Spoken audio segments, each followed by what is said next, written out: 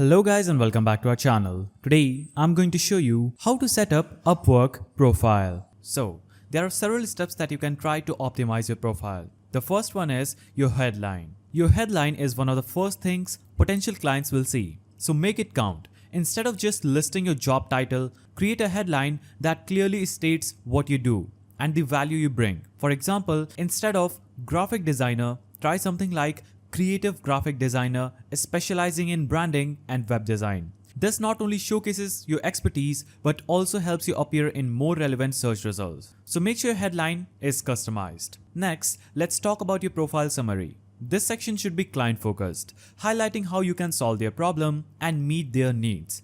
Start with a strong introduction that grabs attention. Then move on to describe your skills, experience, and what makes you unique. Use bullet points to make it easy to read and include relevant keywords that clients might search for. End with a call to action, encouraging clients to contact you for more information or to discuss their projects. Your skills section is crucial for helping clients understand what you can do.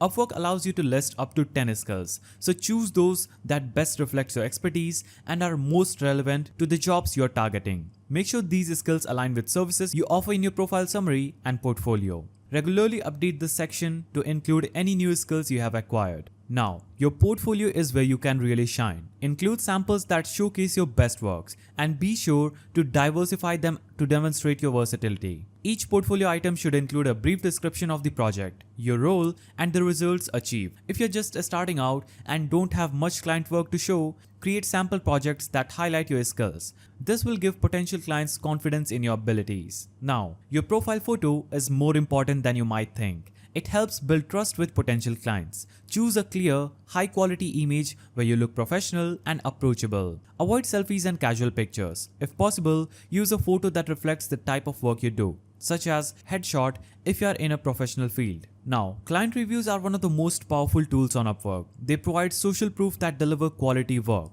After completing a job, always ask your client for a feedback.